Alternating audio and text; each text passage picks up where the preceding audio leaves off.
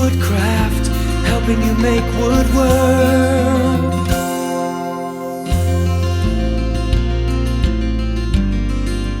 Let's talk about the platform, just a little second here.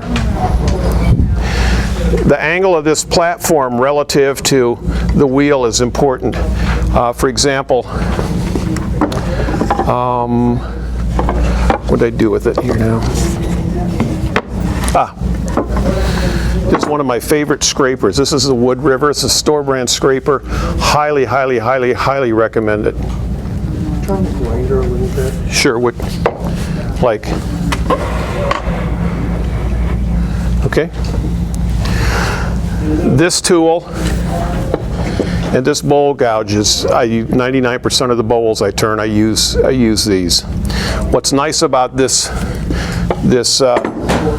scraper, this is called an inboard scraper, and that's for doing the inside of bowls. There's one that's curved the other way called an outboard scraper for doing the outside of bowls.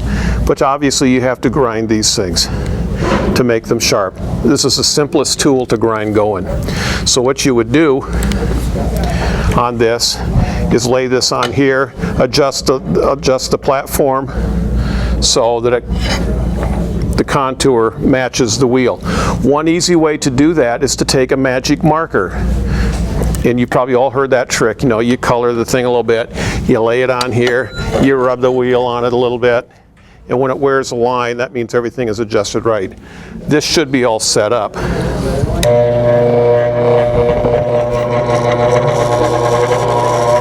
Those wheels weigh 6.5 pounds apiece. They're like two big flywheels. Let me turn this thing this way.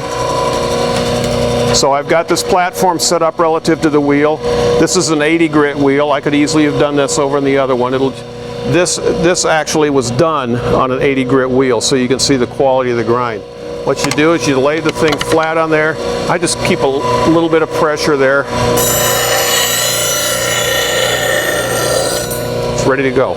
It's that quick. So I'll pass that around if you want to take a look at it. One of the other nice things about these wheels is you can grind and grind and grind and the tool never gets really hot. Most of the time you can actually take the tool off and lay it in your hand and it's warm. It won't burn tools. They're just really worth the trouble.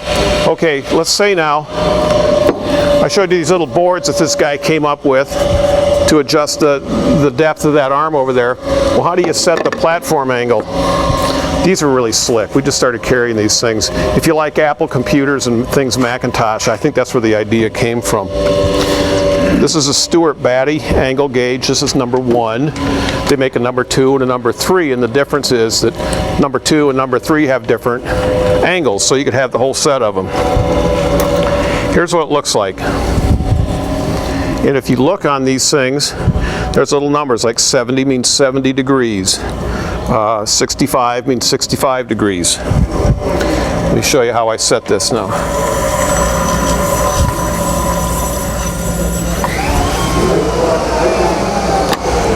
That big scraper is 70 degrees from, in other words, if you look at the actual scraper body like that and bring the bevel back, that's 70 degrees. This would be 90, this is 70. So how do I set that platform at 70? There's my 70 degree. And by the way, these gauges, this set of 3 gauges, thank you. These gauges are rounded such that when they contact the wheel, there is 0 offset for an 8-inch. If it's a 6-inch or a 10-inch wheel, there'll be a tiny little, it'll be like 70.5 degrees or something. So what you do is I find 70. It's right here.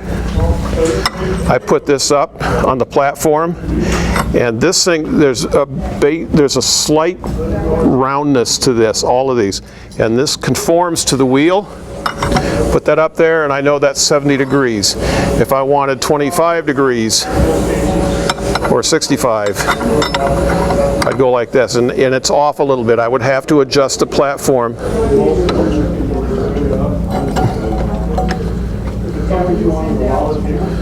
to conform to that. Excuse me. So this is the gauge that I use. Just about anything, so long as it's accurate, can be used, but this is just very, very handy. I'll pass that around. They're made out of recycled aircraft aluminum. Comes with a nice instruction set. $34.99. Now, yeah, each of them. Now you notice in your little handout, I said really the only one you really need is probably the #1 gauge. Okay, and we've got a jillion of them over there. The other ones, the 2 and the 3 gauges, have like 20.5 degrees. But it lists them all. So whatever you want. Okay, let me turn it this way here. Remember I said you need at least a basic one-way system, okay? And since you've got this arm here, you're able to do, does anybody remember what this is called? What is this called? Roughing gouge. Okay, what kind of roughing gouge? Big one. Spindle roughing gouge. Spindle. Remember, if those of you who have my intro class, there's one gouge rule. You can, if you want to turn a bowl with a parting tool, that's up to you. Never, ever, ever use one of these in a bowl turning process, because the tang is a very weak point right here. The tang is the piece that fits down in the stock or in the tool handle, and it can catch and break real easily. So never use these in bowl turning. So I want to, and that's just like the picture on the, look on the very back page there. See that? Does that look familiar?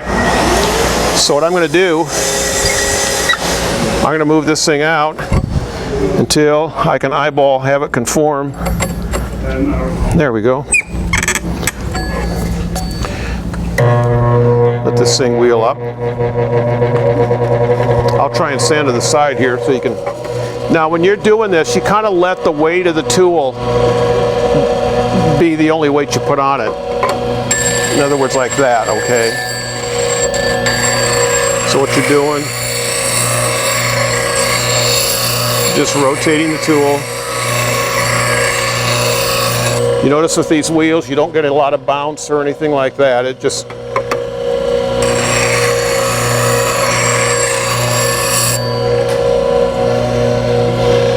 there you go. That tool's ready to use. It's that fast. So,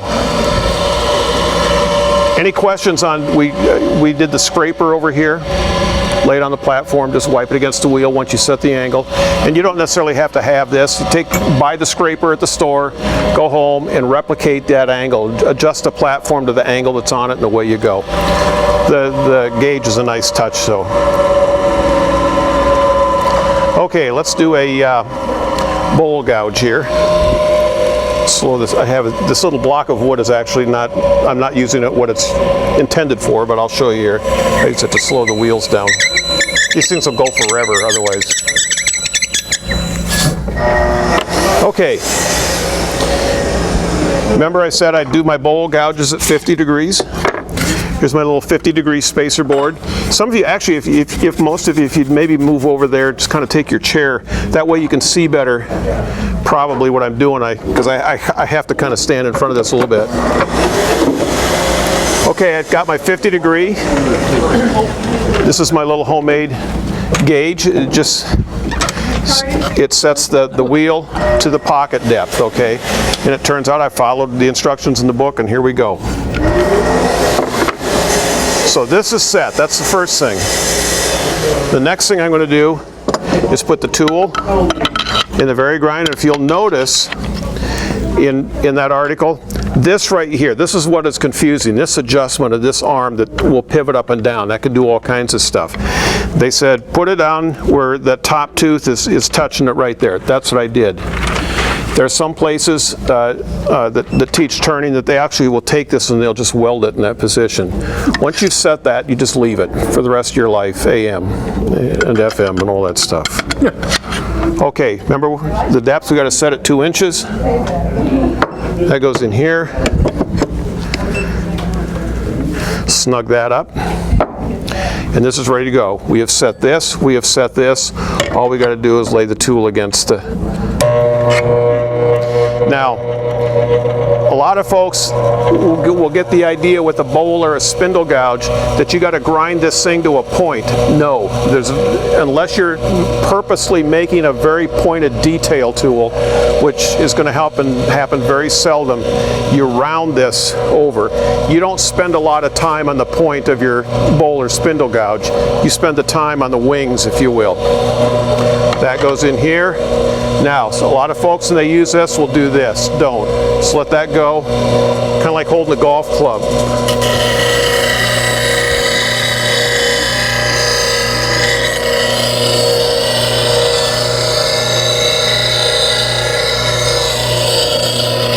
Notice I'm not spending a lot of time on the tip of it.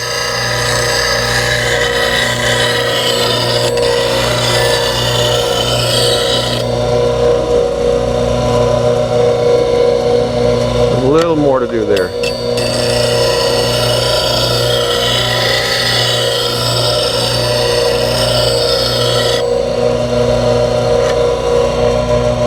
And with bowl and spindle gouges, you're not cutting a whole lot with the tip. It's usually you're cutting with the wing over here. This one here you can see is swept back quite a bit. This is what's called an Irish or an Ellsworth grind. Ellsworth is named after a guy named David Ellsworth who popularized this. I like this grind because it's kind of like 4 tools in one. You have bowl gouges, you got scrapers, you got shear cutters and everything. There's a little bit of a learning curve with this tool, but that basically is it. Now, I go over to the lathe, I take this thing off of there, I'm done grinding, I go over to the lathe, I got some real heavy, hard piece of wood over there and this gets dull. I come back, this is set, but if it's been moved for some reason, I just stick my gauge in there, set that up, 2 inches, turn the grinder on and away we go. Now, if you have a stone grinder, this is setting the distance between the pocket and the wheel. So as you dress the wheel and grind on the wheel, it gets smaller. This will just, you just touch the wheel, you keep going in with this, and you will always maintain, in this case, that 50-degree cut. Any questions so far on the bowl gouges and so forth? One thing that, if you have no tools that you might consider, is getting a handle and separate tools. These handles have a 1/2 inch hole in one end. Little Allen screws here you can tighten. It's got a 3/8 inch hole in the other end, so it does double duty. This is actually a little less expensive way to purchase really spiffy tools because you're not paying for a handle that you're not using. You buy this once, this handle, and you buy multiple, what they call unhandled gouges. So, any questions on the bowl gouge stuff at all? Okay, let's look at the, this is kind of a fun thing, let's look at the skew chisel. This is the little adapter. This sits over the arm, just fits in there, tighten that up. Is that an add-on? This is an add-on, yes. Yes, this is an add-on. And so, what you do is, you're sharpening like that, and then you flip it over and you're sharpening like that. I mean, it's obvious what we're doing here.